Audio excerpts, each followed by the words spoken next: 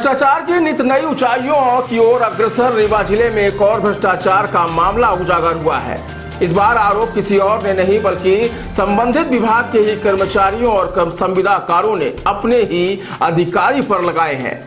दरअसल रीवा के पीएचई विभाग में व्यापक भ्रष्टाचार का मामला उजागर करते हुए आज संविदाकार सहित विभाग के कर्मचारी सड़कों पर उतर आए। रीवा और मऊगंज जिले के प्रभारी कार्यपालन यंत्री संजय पांडे के ऊपर हर काम में कमीशन लेने का आरोप लगाया है। क्या नाम आपका? मेरा नाम निशा सिंह है। मैं श्री लाल बहादुर सिंह की। हाँ, भ्रष्टाचार का क्या मामला है पीएचई विभाग? सर, मेरे पापा जी श्री लाल बहादुर सिंह यहाँ पे एक ठेकेदार थे और 45 वर्षों तक उन्होंने अपना योगदान दिया इस पीएचई विभाग को, और वो बहुत ही अच्छे व्यक्ति थे। जितने भी आपको संविदाकार यहाँ दिखाई दे रहे हैं वो हमारे पापा की देन है। बोरिंग मशीन के मामले में हमारे पिताजी पहले नंबर के कॉन्ट्रैक्टर थे और गवर्नमेंट कॉन्ट्रैक्टर थे। और मेरा भाई जय सिंह जो कि अभी 2024 में एक्सपायर हो गया, 2023 से मेरा भाई एसडी और एफडीआर के लिए बहुत परेशान हुआ, लेकिन अभी 2024 में मेरे भाई का भी निधन हो गया। अभी उसका कार्यकाल मैं देख रही हूँ। और ऐसा इतनी भी दुर्घटना से देर भली अच्छी नहीं होती सर, कि दुर्घटना हो जाए और देर ही होती रह जाए। हमारे भाई ने इस कार्य के लिए कमीशन तक दिया था और आज तक कोई कार्य नहीं हुआ। अभी क्या डिमांड हो रही है? हमारी यही डिमांड है कि जो भी हमारे भाई और पिताजी के पैसे हैं वो हमारे भाभी और हमारी मम्मी के अकाउंट में ट्रांसफर किए जाए। हाँ, और हमारे 2 साल हो गया सर, 2 साल नहीं दिए। हमने तो आवेदन तक लगाया हुआ है, कोई आवेदन पे 5-6 महीने हो गया, कोई कार्यवाही नहीं की गई है। क्या कुछ डिमांड हो रही है? कोई डिमांड नहीं। हमने तो डिमांड, हमारा भाई जीते जी डिमांड पूरी करके गया था, कमीशन दिया हुआ था हमारे पास, आज तक लिखित में रखा हुआ है। एडवांस दे के गया था, तब तक आज तक नहीं हुआ। यही दिया गया था, विभाग को दिया गया था, और किसको दिया जाएगा? संजय पांडे। ये संजय पांडे जी जो पीएचई। हाँ, मैं तो अभी आई हूँ इस कार्य को संभालने के लिए भाई की डेथ के बाद, क्योंकि मेरे यहाँ घर में कोई नहीं है जो इस कार्य को संभाल पाएगा। अब यहाँ खड़े हुए जितने भी लोग हैं, मैं तो आज श्री लाल बहादुर सिंह की बेटी हूँ, मैं आज सक्षम हो सकती हूँ कि मैं कर ली हूँ। यहाँ पे खड़े हुए कि कोई व्यक्ति की आज खत्म हो जाए तो किसी की परिवार का कोई आ पाएगा, किसी की औरत आके यहाँ बोल पाएगी? ये एसडी एफडीआर के लिए अपने पति के लड़ पाएगी? नहीं लड़ पाएगी। आज मैं पढ़ी लिखी हूँ, आज मैं इतनी सक्षम हुई है। मेरे भाई लोग हैं जो मेरा साथ दिए। और मेरा नाम निशा सिंह है। एक लिखित शिकायती पत्र में संविदाकारों ने कहा कि कभी मुख्यमंत्री के कार्यक्रम के नाम पर तो कभी पीएस के नाम पर या फिर ऑडिट के नाम पर उनसे वसूली की जा रही है। मामला यहां तक पहुंच गया कि संविदाकारों के साथ साथ कर्मचारी भी अब सड़क पर उतर आए और शिकायत उप मुख्यमंत्री तक जा पहुंची तो मध्यस्थता कराने के लिए राज निवास में बैठक बुलाई गई।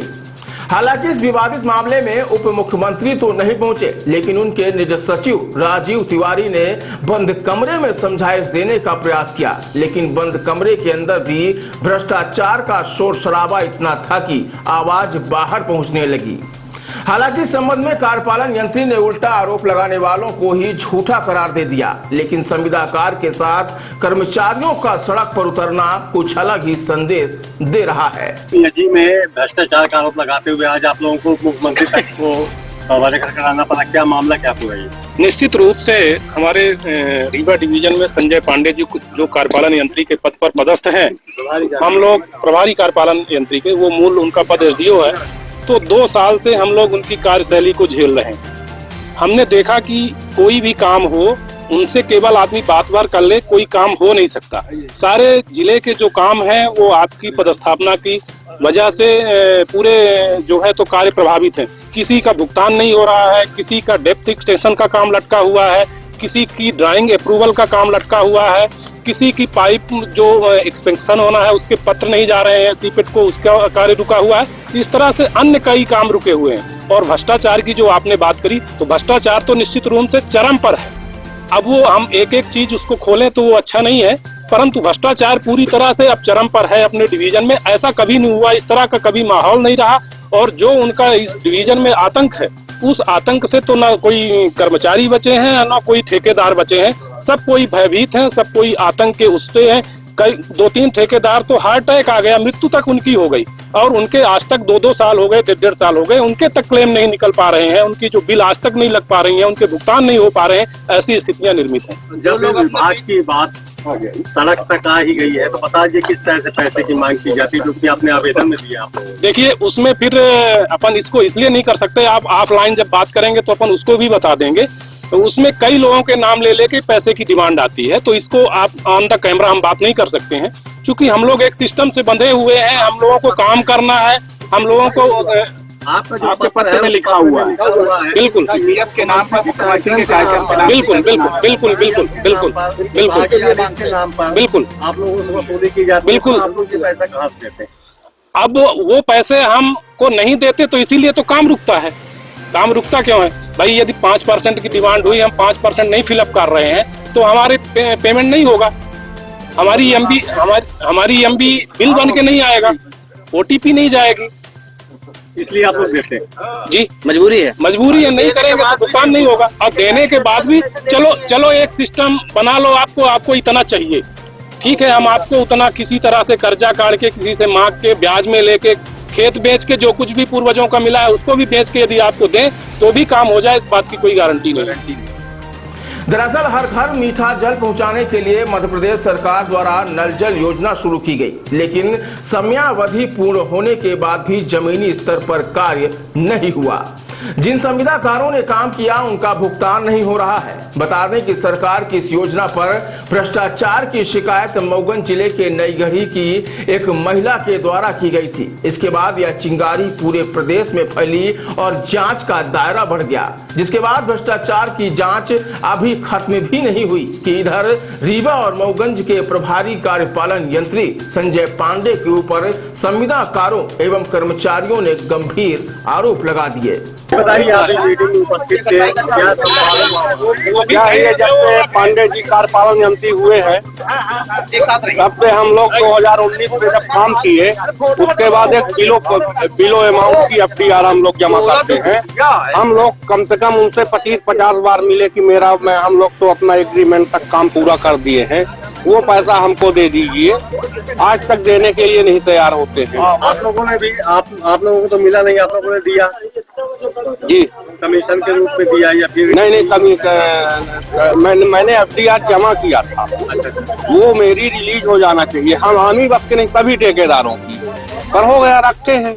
अब उनका जो भी सौदा करने का इरादा हो, जो जैसे है, अब ये तो मैं नहीं बता सकता, पर जो मिल जाना चाहिए वो पैसा वो नहीं दे रहे हैं। क्या नाम आपका? अनुपम त्रिपाठी।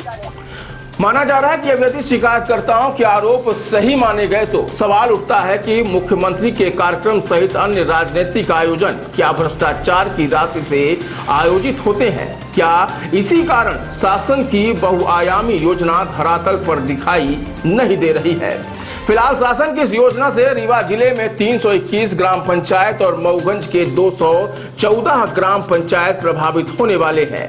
और यदि इसे गांव के नजरिए से देखें तो रीवा जिले में 2817 गांव हैं और मऊगंज जिले में 1070। इनमें से अधिकांश गांवों में गर्मी के दिनों में पानी के लिए आज भी लोग त्राहिमाम करते हैं।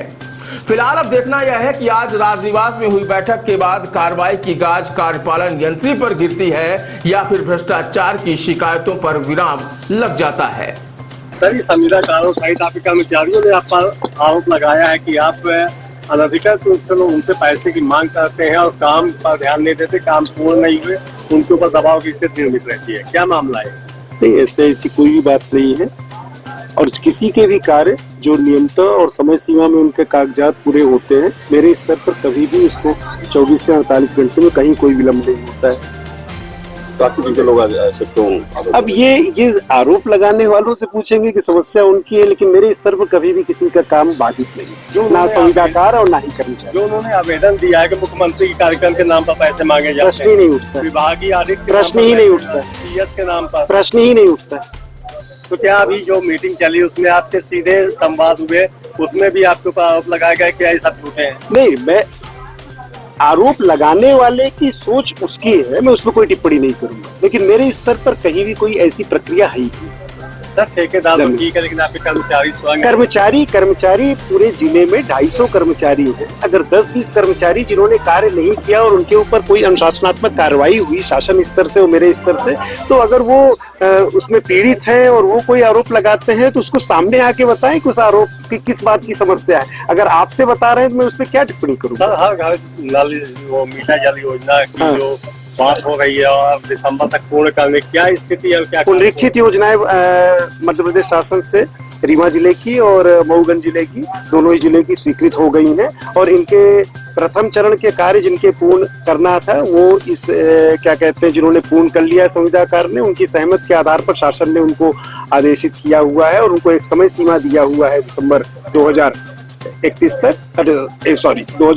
तक।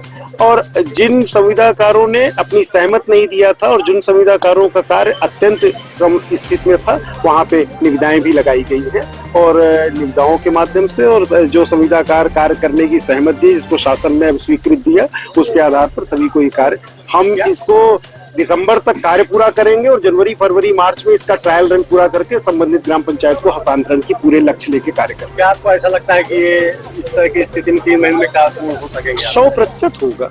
जो भी किसी की समस्या है, समस्या का समाधान जब सामने है, नियम से कोई समस्या है, नियम के अधीन है, उसका सभी चीज का समाधान।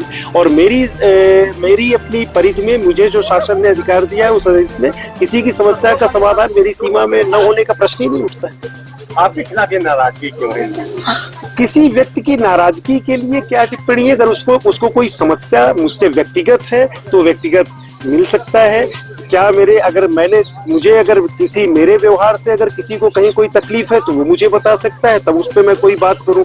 अगर मुझे नहीं बताया, आपको बताया, तो मैं उस पर क्या टिप्पणी करूं? दूसरा है, अगर कहीं कोई ऐसी समस्या है किसी संविदाकार की कि कार्य में कहीं कोई उनको मेरे सहयोग की और आवश्यकता है तो और आवश्यकता करें, क्योंकि यहाँ पे पूरे जिले में 3 उपखंड है, 3 उपखंड में 3 सहायक यंत्री का पद है। सहायक यंत्री की पदस्थापना नहीं, एक सहायक यंत्री मुझे बहुत ही अभी 5 महीने से मैहर के वे जो पदस्थापना थी उनको यहाँ पे नवीन पदस्थापना थी उनको यहाँ पे कार्य करने के लिए निर्देशित किया।